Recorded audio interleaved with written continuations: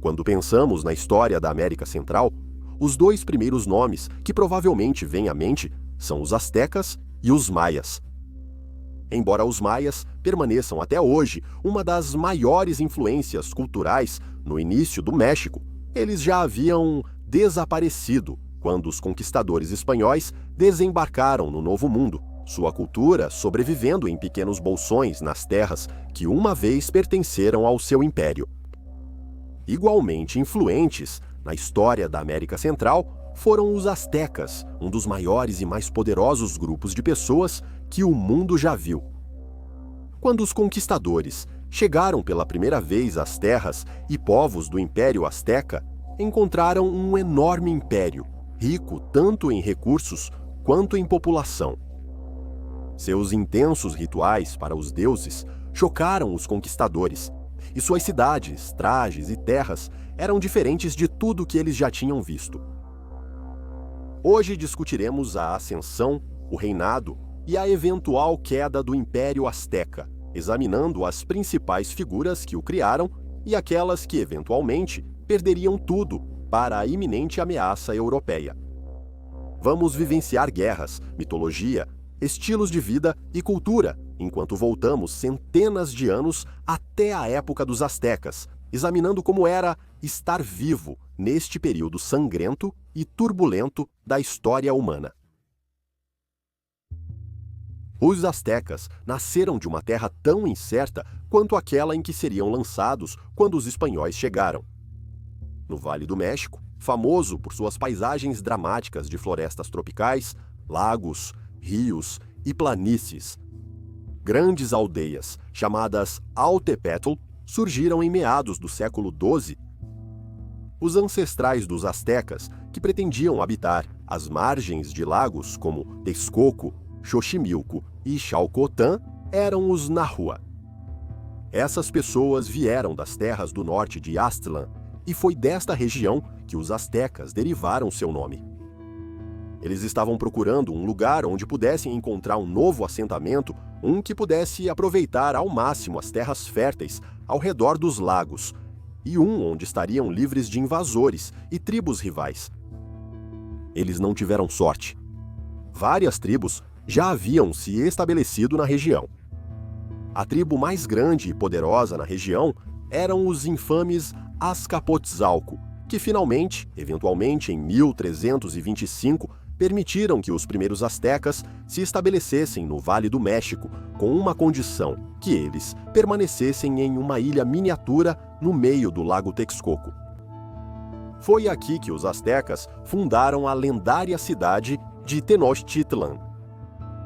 O mito asteca afirma que um sacerdote viajante escolheu esta região depois que ele avistou um bom presságio, uma águia aninhada em um cacto. A tribo Azcapotzalco cobrava um dízimo desses primeiros astecas para ficarem na ilha, assim como faziam com todas as tribos vizinhas menores que, como os astecas, haviam entrado nesta terra em busca de um lugar para se estabelecer. Se eles se recusassem a pagar, seus vizinhos tornariam a vida deles muito difícil.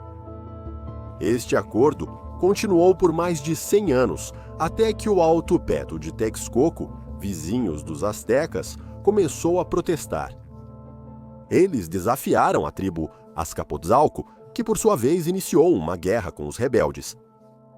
Os astecas se aliaram aos seus opressores e, como resultado de sua lealdade, foram recompensados com a inevitavelmente derrotada cidade-estado de Texcoco como um acréscimo às suas terras. As boas relações com os Azcapotzalco não durariam.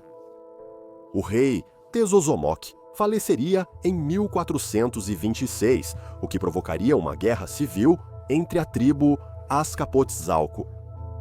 Taiahua, o primogênito do rei e herdeiro escolhido, foi apoiado pelos astecas, mas entrou em conflito com seu irmão ávido por poder, Mátila. Enquanto essa disputa estava sendo realizada, um homem chamado Itzcoatl foi feito governante dos astecas após a morte misteriosa de seu rei anterior, suspeita de ser um assassinato pelas mãos de Macla e seus homens. Ele começou a formar o que se tornaria conhecido como a Tríplice Aliança contra Macla, ganhando o apoio dos Alcoa de Texcoco e dos Tlacopan, um antigo estado-cidade leal aos Azcapotzalco, antes do tirano assumir o poder. Em 1427, o poder coletivo da Tríplice Aliança viu a morte de Macla e a unificação do turbulento Vale do México. A Tríplice Aliança logo se transformaria na Aliança Azteca. Liderada por Tenochtitlan, lar dos Aztecas, o poder seria compartilhado entre os reis de Texcoco e Tlacopan, em uma divisão tripartida. O Império Azteca surgiria da Aliança Azteca quando as primeiras conquistas ocorreram, enquanto eles vasculhavam o Vale do México em busca de possíveis adições às suas terras. Os aztecas se tornaram uma cultura incrivelmente belicosa e, durante a existência do Império, quase sempre estavam envolvidos em conflitos sangrentos. Isso pode ter sido uma tentativa de ganhar poder e ver as terras aztecas se espalharem pela América Central, ou pode ter coincidido com suas crenças religiosas, que exigiam um fluxo constante de sangue humano para apaziguar os deuses. Dentro de alguns anos, após a fundação do Império Azteca, eles se tornaram uma força a ser considerada, uma verdadeira superpotência, presidindo o Vale do México. Por favor, note que este segmento do vídeo contém assuntos que alguns podem achar perturbadores. Recomenda-se discrição ao espectador. Não há dúvida de que todos nós ouvimos muito sobre a religião azteca ao longo dos anos, mas quanto da verdade é enfeitada? Ao longo da história, quando os poderes europeus conquistaram povos indígenas e assimilaram suas terras em seus impérios, vemos invariavelmente um tema cruel: a demonização. As religiões existentes seriam expulsas em favor do cristianismo, e as pessoas que as adoravam seriam vistas como selvagens primitivos. Não há dúvida de que isso foi realmente o caso para os aztecas, quando foram primeiramente oprimidos e exterminados pelos espanhóis. Mas sabemos com certeza que as práticas religiosas aztecas eram muito mais extremas do que as vistas em outras culturas. Quando a cultura azteca estava se espalhando pela América Central, a religião desempenhou um papel massivo. Grandes templos e santuários foram estabelecidos nas principais cidades, mais proeminentemente em Tenochtitlan, onde os deuses podiam ser adorados e agraciados com oferendas. As principais divindades aztecas incluem Tlaloc, o deus da chuva, Huitzilopochtli, o deus do sol, Quetzalcoatl, o deus da ordem, e Tezcatlipoca, o deus da fortuna, e todos eram sujeitos de grandes cerimônias e serviços de oferendas. Estes não eram de forma alguma as únicas figuras significativas na mitologia azteca, e quase todas as características importantes na vida azteca eram atribuídas a uma divindade. Fogo, a lua, as estrelas, a escuridão, a morte, a praga, o vento e a terra, entre muitos outros. No centro de Tenochtitlan estava o colossal Templo Maior, uma grande pirâmide de duplo pico, onde as cerimônias mais infames seriam realizadas. Para os aztecas, vida e morte estavam intimamente conectadas. Sem morte não poderia haver vida, e vice-versa. A vida e a morte precisavam ser mantidas em equilíbrio uma com a outra se os aztecas e seu modo de vida fossem prosperar, e, portanto, cabia a eles garantir isso. Os deuses exigiam sangue, sangue humano, se a vida e a morte permanecessem equilibradas e o sol não caísse no esquecimento. Isso levou à ideia de que os sacrifícios humanos eram a maneira mais poderosa de apaziguar os deuses, e eles eram realizados em grande número no Templo Maior. Para encontrar o sustento tão necessário para os deuses, os aztecas tiveram que olhar para as terras vizinhas de seu império, onde tribos menores viviam nas florestas e margens dos lagos do que um dia se tornaria o México, uma grande parte da razão pela qual os astecas são retratados como um povo brutal e guerreiro se deve a essas invasões, onde os guerreiros vasculhavam as terras ao redor em busca de aldeias de potenciais cativos. Aqueles que não eram aptos para serem escravos eram sacrificados e a terra restante era arrastada sob o domínio asteca. Apenas em 1487, historiadores estimam que até 80 mil pessoas foram usadas como sacrifícios para os deuses pelo Império Azteca. Muitos sacrifícios seriam mortos em nome de Huitzilopochtli, o deus do sol e da guerra. Um sacerdote realizaria o espetáculo diante de uma enorme multidão reunida ao pé do templo maior. Adornados com penas elaboradas, trajes e decorações, eles selecionariam uma vítima de uma fila efetivamente longa de sacrifícios, colocando-os em uma laje sacrificial de costas. Após uma oração ou algumas palavras, o sacerdote cortaria o baixo ventre da vítima com uma lâmina de obsidiana afiada antes de alcançar dentro da ferida da vítima, se debatendo para recuperar sua presa, o coração. O coração seria removido do sacrifício, ainda batendo, onde o sacerdote o ergueria para o céu como uma oferta a Huitzilopochtli. Sacrifícios seriam mortos para honrar vários deuses, alguns dos quais eram mortos usando métodos diferentes. Prisioneiros, alguns dos quais eram crianças pequenas, seriam queimados, torturados, desmembrados e, em alguns casos, comidos. Claro, nem toda interação religiosa terminava desta maneira. O Império Azteca, quando chegou o século XVI, abrigava cerca de 6 milhões de pessoas, todas adorando suas divindades à sua maneira diariamente. Templos foram construídos na maioria dos assentamentos para se aproximar dos deuses astecas, sendo muito utilizados diariamente pela população. Ofertas não violentas incluíam coisas como joias, máscaras, figuras esculpidas, alimentos e recursos como cacau e tabaco. Uma das principais criações associadas ao Império Azteca é o uso de um calendário prático.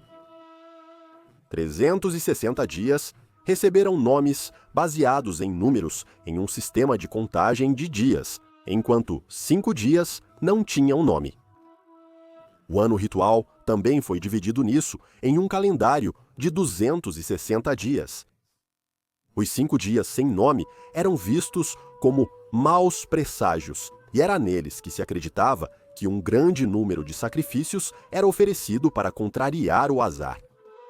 O calendário asteca era baseado no estudo das estrelas e foi inspirado pelo calendário maia que o precedeu. Os astecas registravam essas informações em pedras solares, círculos de pedra intricadamente esculpidos, que lhes permitiam acompanhar e ler o calendário. Os astecas construíram cidades funcionais e amplas para abrigar seus habitantes. Rochas de calcário e tijolos de adobe eram compactados para criar estruturas tão grandiosas quanto os templos solares e tão humildes quanto as casas. Esses materiais eram frequentemente acompanhados por lama, madeira e areia e apresentavam um telhado plano e coberto de palha. Os edifícios eram tipicamente pintados em cores claras e decorados com padrões brilhantes ao longo das beiradas e molduras. A maioria das casas astecas apresentava um pátio no meio do edifício, mas eram limitadas a um andar para aqueles que não eram considerados nobres ou elite social. É importante notar que os astecas não tinham acesso a 2 dos metais que eram básicos nas sociedades europeias e asiáticas, ferro e bronze. Isso significava que eles tinham que se adaptar aos materiais que possuíam, que no caso deles era cobre e vários tipos de pedra.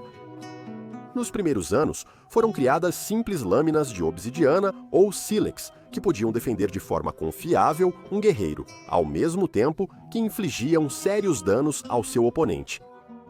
Embora não fossem tão duráveis quanto as armas feitas de ferro, eles viram os astecas expandirem para novos territórios e conquistarem literalmente milhões de pessoas. À medida que a guerra evoluía e novas tecnologias eram descobertas, muitos guerreiros astecas carregavam um macuarruitl, um clube de madeira finamente trabalhado, no qual segmentos afiados de obsidiana ou vidro vulcânico eram anexados. O macuarruitl era um instrumento projetado com a intenção de incapacitar um inimigo sem matá-lo, permitindo que ele fosse capturado de maneira confiável e transformado em um potencial sacrifício. Os soldados mais elite do exército asteca se tornariam conhecidos como guerreiros jaguar, carregando maguahuitls, escudos coloridos adornados com penas e um traje elaborado que se assemelhava ao corpo de um jaguar. Pumas e águias também eram reverenciados desta maneira, com diferentes classes de guerreiros de elite se vestindo como eles durante as batalhas e invasões. Os astecas eram uma sociedade que valorizava o progresso científico e tecnológico tanto quanto suas práticas religiosas difundidas. A educação estava disponível para todas as crianças astecas, um dos primeiros exemplos disso na história. A educação consistia em matemática, religião e, para os meninos, treinamento militar básico para prepará-los para vidas como potenciais guerreiros. Fora da escola, engenheiros e pesquisadores astecas conseguiram avançar no campo da medicina, criando poções de ervas selvagens que poderiam ser usadas para tratar uma variedade de doenças. Algumas das aflições que foram curadas pelos curandeiros astecas incluem espasmos musculares, insônia, epilepsia e mais. Novos sistemas de numeração foram implementados, que foram usados para ajudar a coroa e o governo asteca a coletar impostos dos cidadãos, e um sistema de canoas foi implementado para o comércio através dos vastos lagos do Vale do México. Os astecas também se adornavam com joias, roupas e adereços de cabeça de design intrincado. Vários itens de vestuário seriam usados pelos membros das diferentes castas de classe na sociedade asteca, com os itens mais extravagantes usados pelos cidadãos de maior ranking. Algodão, penas e cores vivas eram reservados para as classes mais poderosas, que podiam decorar seus vestidos, capas ou coberturas com as peles de aves tropicais, como papagaios e quetzais. A maioria das mulheres usava blusas simples com saia, enquanto muitos homens usavam coberturas tipo togas ou cintos simples, enrolados na cintura para alguma cobertura. Foram descobertas joias nas terras astecas que permitiriam às pessoas exibir sua riqueza ou decorar seus corpos. Tampões de ouvido feitos de turquesa, obsidiana, ouro e cobre, entre outros materiais, teriam sido adicionados a lóbulos de orelha esticados, enquanto colares adornados com conchas, pedras, penas e restos de animais eram usados por cidadãos de alta patente. Os sacerdotes e a realeza mais reverenciados tinham permissão para usar cocares que retratavam figuras mitológicas ou a fauna nativa. Os governantes astecas, especificamente, tinham permissão para usar cocares verde brilhante, feitos com as enormes penas de cauda de quetzais, com uma base de ouro esculpida de forma intrincada, formando uma estrutura semelhante a uma coroa no meio. A agricultura asteca também era impressionante. Os agricultores nas terras astecas eram conhecidos por usar a técnica chinampa, na qual o campo fértil podia ser dividido em segmentos retangulares, irrigados pela introdução de canais que ligavam os campos aos lagos. Ilhas artificiais podiam ser erguidas nos pântanos para maximizar a eficiência da terra, enquanto ferramentas agrícolas de metal eram fabricadas para colher produtos, plantar sementes e cuidar das plantações. Em muitos aspectos, a sociedade asteca era tão avançada quanto os europeus que eventualmente os invadiriam. O mais realizado dos reis astecas, e talvez a figura histórica mais famosa associada ao primeiro Império Azteca, foi Montezuma I, o sucessor de seu tio, o já mencionado primeiro Tzcohuatl, quando ele morreu em 1440. Como muitos registros históricos do tempo de Montezuma foram destruídos pelos espanhóis invasores, há muito de sua vida que não conhecemos, mas informações-chave foram reunidas por recursos sobreviventes. Acredita-se que ele tenha vivido em um palácio bastante modesto, onde teve vários filhos de várias esposas, alguns dos quais eventualmente assumiriam os papéis de seus príncipes em Tenochtitlan. Por todas as contas, Montezuma era visto como um homem muito inteligente, que passava longos períodos de seu reinado planejando como melhorar seu império. Ele supervisionou muitos projetos de engenharia importantes durante seu tempo, o mais bem-sucedido dos quais foi a construção de um enorme aqueduto duplo para fornecer aos cidadãos de Tenochtitlan água fresca dos lagos circundantes. Alimentar seus cidadãos parece ter sido uma grande prioridade, já que muitas de suas reformas giravam em torno da eficiência das terras agrícolas astecas.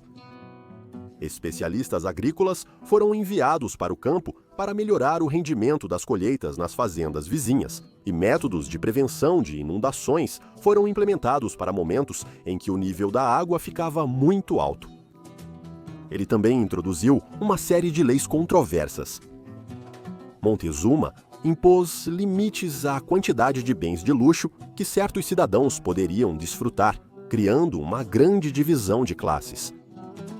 Foram introduzidas leis determinando o que certas classes poderiam vestir e como poderiam falar, criminalizando aqueles que não aderissem. Os sacrifícios humanos dispararam sob o governo de Montezuma, pois ele e seu meio-irmão Tlacaelel introduziram novos templos e práticas religiosas. Seus exércitos estavam quase constantemente à procura de novas terras para conquistar, particularmente em tempos de fome, quando algumas tribos seriam dominadas para obter seus alimentos e recursos agrícolas. Montezuma primeiro faleceu de causas desconhecidas em 1469 e deixou tudo para seu filho Aksai-Yakital, para o desgosto de seus outros filhos reais. Comparativamente, pouco se sabe sobre o reinado de Aksai-Yakital, mas ele está associado à introdução generalizada dos calendários de pedra solar e à continuação das campanhas militares. Ele esteve no trono por 12 anos, na maioria dos quais liderou campanhas contra a cidade-estado de Tlatelolco e as tribos do Vale de Toluca. Ele acabou sendo derrotado quando mordeu mais do que podia mastigar com os tarascos. Esta foi a única derrota militar dos astecas até este ponto, o que resultou em Aksai-Yakutul sendo visto como fraco pela população asteca. Ele sucumbiria à doença em 1481, sendo substituído pelo neto de Montezuma, Tizoc. Tizoc reinaria apenas por 5 anos, período em que realizou reformas no Templo Maior, enquanto subjugava uma rebelião de seus súditos anexados no Vale de Toluca. Ele e seu eventual sucessor, Ahuizotl, após o envenenamento fatal de Tezoc em 1486, seriam lembrados como conquistadores bem-sucedidos, especialmente Ahuizotl. Ahuizotl suprimiria rebeliões e dobraria o tamanho das fronteiras astecas através da conquista, derrotando completamente as civilizações Mixtec e Zapotec durante seu reinado. Ele morreu em 1502, quando o último imperador asteca, Montezuma II, desempenharia seu papel. Montezuma II seria infamemente o homem que perderia tudo, incluindo centenas de anos de história asteca para os espanhóis. Além disso, quando os conquistadores chegaram pela primeira vez no que eventualmente se tornaria o México, ele não estava em uma posição particularmente boa. Algumas das primeiras ações de Montezuma, segundo como imperador, foram executar uma infinidade de conselheiros de alto escalão que se mostraram muito eficientes durante o reinado de Ahuizotl, substituindo-os por seu próprio novo governo. Essa decisão precipitada irritou as classes de alto escalão, que não tinham incentivo para subir na hierarquia e apoiar um governo que poderia, literalmente, matá-los por capricho. Na mesma linha, Montezuma II erradicou o sistema de classes que unia as massas humildes à elite rica, o que significa que as famílias pobres não eram mais capazes de subir na hierarquia para se tornarem nobres. O apoio a ele estava diminuindo em todas as castas da vida asteca, deixando-o com muito pouco apoio no início do fim, em 1519. Hernán Cortés chegaria à península de Yucatán ainda naquele ano. Um conquistador rebelde, ele havia ignorado intencionalmente as ordens para se retirar do governador de Cuba e se lançou aos mares em busca de fortuna e riqueza em novas terras. Suas conquistas de vilas ao redor da costa leste do México, eventualmente, os colocariam frente a frente com governadores astecas, que estavam postados em estados previamente conquistados pelo Império. O primeiro encontro entre o governo asteca e os espanhóis foi, portanto, pacífico, já que os governadores organizaram um encontro entre Montezuma II e Hernán Cortés. Cortés, eventualmente, chegaria em Tenochtitlan, no final de 1519, onde eles puderam ver a maravilha da arquitetura e tecnologia asteca. Eles se maravilharam com os jardins, palácios e grandes templos da sociedade asteca e notaram suas práticas de sacrifício humano. A princípio, eles ficaram genuinamente maravilhados com a visão que se apresentava diante deles, mas tais prazeres não durariam. Montezuma II foi rápido em receber Hernán Cortés em sua cidade, com o intuito de estabelecer relações agradáveis entre os dois. Ele presenteou Cortés com artefatos feitos de metais preciosos que, eventualmente, seriam derretidos para obter ganho financeiro. Com o tempo, Cortés ficou paranoico com a ideia de que Montezuma e os astecas atacariam ele e seus homens se permanecessem na cidade. Então Cortés colocou o rei em prisão domiciliar. Isso impediu Montezuma de dar ordens ao seu povo, mas criou inquietação entre a população asteca em relação aos seus novos opressores espanhóis. Após isso, as forças espanholas em Cuba ordenaram que uma unidade de homens prendesse Cortés por desobedecer ordens e marchar para conquistar os astecas sem permissão. Ele encontrou essas forças espanholas na costa do México e as derrotou, transformando a maioria de seus homens em seus próprios soldados para fortificar Tenochtitlan, enquanto Montezuma estava em prisão domiciliar. Enquanto Cortés estava ocupado na costa, seus homens começaram a massacrar nobres astecas durante um banquete, causando desprezo e medo dos espanhóis a se espalhar por todo o império. Protestos nas ruas veriam os astecas exigindo que os espanhóis deixassem sua cidade e libertassem seu imperador. Havia muito pouco que poderia ser feito enquanto seu líder era prisioneiro do inimigo, e foi em meio a essa desordem, em 1520, que Montezuma II foi morto. Diferentes relatos afirmam que ele foi apedrejado nas ruas por soldados espanhóis, ou que foi diretamente executado por eles na presença de Cortés. Após a morte de Montezuma, os astecas se levantaram contra os espanhóis e os expulsaram de Tenochtitlan. Embora tenham conseguido deslocar Cortés e seus homens com sucesso, isso foi apenas temporário, o pior ainda estava por vir. Alguns meses depois, em maio de 1521, Cortés retornaria a Tenochtitlan, tendo passado seu tempo angariando apoio nas terras ao redor do Império Azteca. Cerca de 200 mil homens pegaram em armas para se juntar a ele, de regiões que anteriormente foram anexadas ou viviam com medo dos astecas. Muitos viram que Cortés possuía armas tecnologicamente avançadas em relação aos astecas, e decidiram apostar nele cedo, mostrando sua lealdade ao ajudá-lo a tomar a cidade. Cortés, com seus novos aliados, sitiaria a cidade de Tenochtitlan por 93 dias, bloqueando o comércio na cidade e massacrando qualquer um que pudessem alcançar. Foi em meio a esses cercos que outro inimigo invisível começou a devastar as populações astecas. Doença.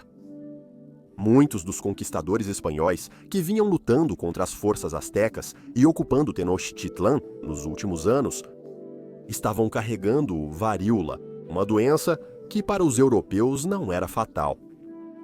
Os astecas, no entanto, nunca haviam encontrado esses patógenos antes e, como tal, seus corpos não estavam acostumados aos efeitos.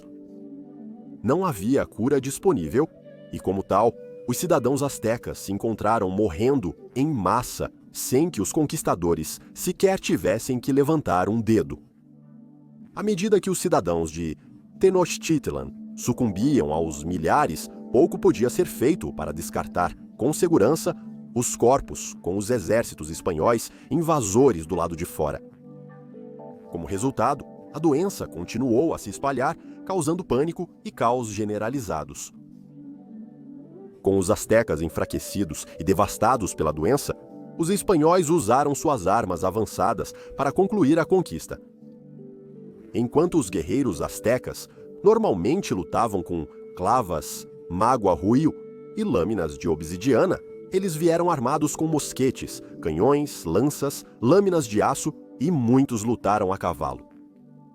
Durante toda a conquista, acredita-se que os astecas tenham perdido centenas de milhares de guerreiros, civis e crianças, enquanto pouco menos de 2.000 espanhóis teriam morrido no conflito. Foi uma vitória decisiva para os europeus, e até 1521, as terras do Império Azteca pertenciam aos espanhóis. Durante o cerco de Tenochtitlan e o subsequente massacre dos astecas, Hernán Cortés conseguiu recuperar do seu favor junto à coroa espanhola. Ele escrevia cartas regulares para o rei Carlos V da Espanha, informando-o de suas façanhas em Tenochtitlan, enquanto pedia para ser tratado como um herói, em vez de ser marcado como um criminoso por sua falha em seguir ordens em Cuba. O rei concordou, e quando o Império Azteca estava em ruínas em suas mãos, Cortés recebeu o título de Marquês del Val de Oaxaca.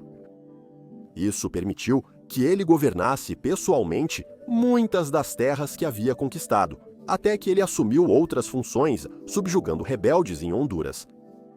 Ele retornou à Espanha na década de 1540, relativamente sem dinheiro depois de gastar todo o seu dinheiro financiando mais expedições no Novo Mundo, onde morreu de pleurisia, uma condição dos pulmões, em 1547, aos 62 anos. A derrota dos astecas, como foi o caso de muitas civilizações e sociedades nativas americanas, foi uma perda trágica e injusta. Embora os descendentes dos astecas, o povo náhua, ainda vivam no México hoje, perdemos muitos conhecimentos valiosos, história e perspectiva religiosa devido à ganância dos colonizadores espanhóis e à destruição de cidades inteiras. Incontáveis tesouros de informações estariam disponíveis para nós hoje, não apenas sobre os astecas, mas também sobre os incas, mapuches, povos das primeiras nações da América do Norte e mais se não fosse por essas conquistas. Junto com os artefatos físicos e históricos, perdemos em grande parte muitas línguas nativas e práticas culturais. Mas algumas dessas ainda persistem hoje. Os Nahuá, hoje, consistem em cerca de 1,5 milhão de pessoas vivendo em áreas rurais do México, geralmente se sustentando através da posse de fazendas ou vendendo seus trabalhos manuais. Muitos Nahuá agora incorporam crenças cristãs em seu culto, enquanto ainda mantêm alguns dos rituais e práticas menos sangrentos de seus ancestrais. Curandeiros tradicionais ainda persistem na sociedade náhua, oferecendo uma variedade de remédios à base de ervas e curas naturais para aqueles que podem precisar. Alguns grupos de pessoas, Nawa, podem continuar a realizar as danças tradicionais de seus ancestrais em eventos comunitários, muitos dos quais podem ser de natureza cristã. Quase 60 comunidades distintas de indígenas, apenas uma das quais é a Nahua, podem ser encontradas no México hoje. Alguns adoram os antigos deuses mais do que outros, com muitos optando por continuar a viver como seus ancestrais viviam. Muitos Nahua ainda continuam a falar a língua em declínio de seus ancestrais astecas, o Nahuatl.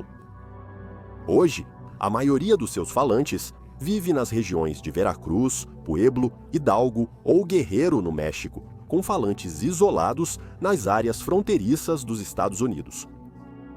Alguns dialetos do Nahuatl foram completamente erradicados nos anos seguintes à conquista inicial de Cortés, mas muitos conseguiram persistir, com a persistência dos modernos Nauá em escrevê-lo e falar em seus assentamentos e eventos culturais.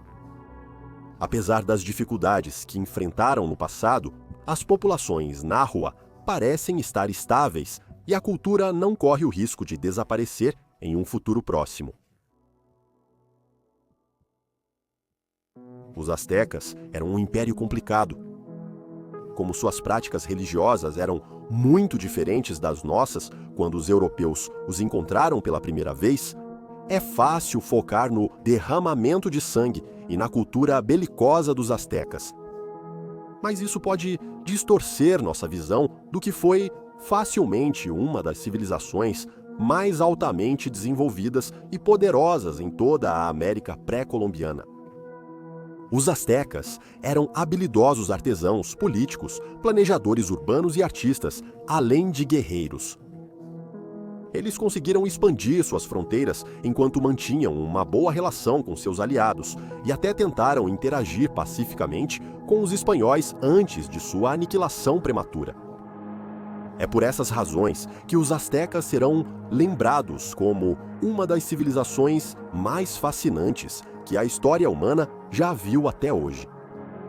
Podemos ter perdido grande parte do conhecimento que tínhamos sobre essas pessoas, mas os Nahua persistem e continuam a fazê-lo, que isso dure muito tempo diante de um povo que perdeu tudo para o colonialismo.